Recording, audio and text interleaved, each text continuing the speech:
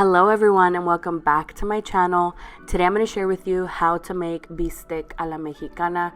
It's so simple to make. You need very few ingredients and it's such a quick and easy weeknight dinner idea. You just can't go wrong with this. You can serve it like I did with some rice and beans. If you're interested on how I made this green rice and how I make my beans from scratch, I will leave those videos linked down below. Also down below is the full list of ingredients. Let's get started. The first thing we're going to do is cut up all of our veggies. So we're going to use tomatoes, onions, jalapeno peppers, and serrano peppers. For the tomatoes, I'm just going to cut them in half and then I am just roughly slicing them. There's no need to do like super thin and nice slices because they're just going to fall apart in our meat and they are what's going to make this dish super juicy. Moving on to the onion, this we are going to just cut into some thin slices. And then moving on to our jalapeños, we're also going to cut these up into nice thin pieces, and we're going to do the same thing with our serrano peppers. If you don't want your dish to be that spicy, you don't have to use the serrano peppers and you can just replace with one more jalapeno pepper. And also I'm leaving in the seeds and stuff because I want it to contribute to the spice of my dish, but if you do not want the seeds and stuff, you can remove them from your peppers. Moving on to our meat, I'm using thinly cut steaks and I'm just going to cut this up into about 1/2 inch strips. And then I'm just going to season with some salt and I'm going to use my hands to massage the salt into the meat. And then after that, we just want to heat up some oil over medium heat and start cooking our meat. So we're going to let this cook in here for about 5 minutes and we're just going to keep moving it around to make sure that it is all cooking evenly and also to make sure that it's not sticking to the bottom of the pan.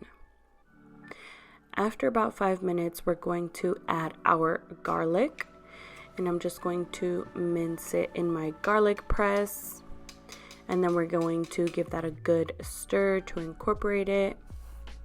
And then after about 2 to 3 more minutes, when our meat is like 2/3 of the way cooked through, like almost all of it has some color on it, there's just a few little pink parts left, that is when we're going to add our jalapeno peppers, serrano peppers, and onions, and we're going to give that a good toss just to incorporate everything together, make sure it's all fully combined.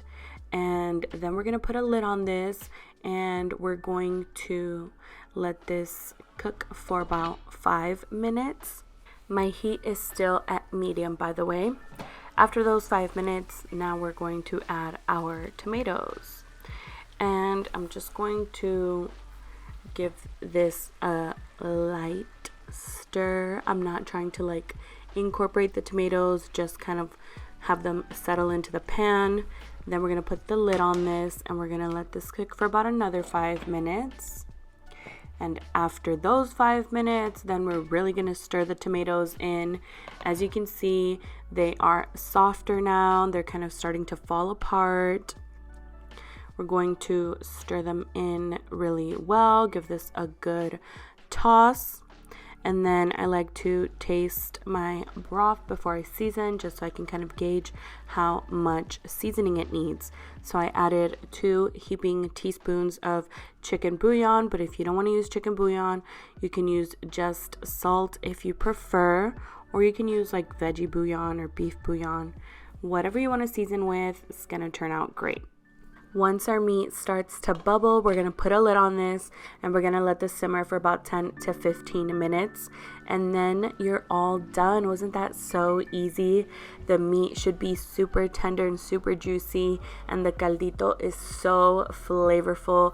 This is so delicious. I hope that you'll give it a try and love it as much as I do. If you like this video, please give it a thumbs up. If you haven't yet, please subscribe to my channel so you don't miss out on any future videos. I post every Wednesday and Saturday. Also, follow me on Instagram for more food content. Thank you so much for watching, and I'll see you next time.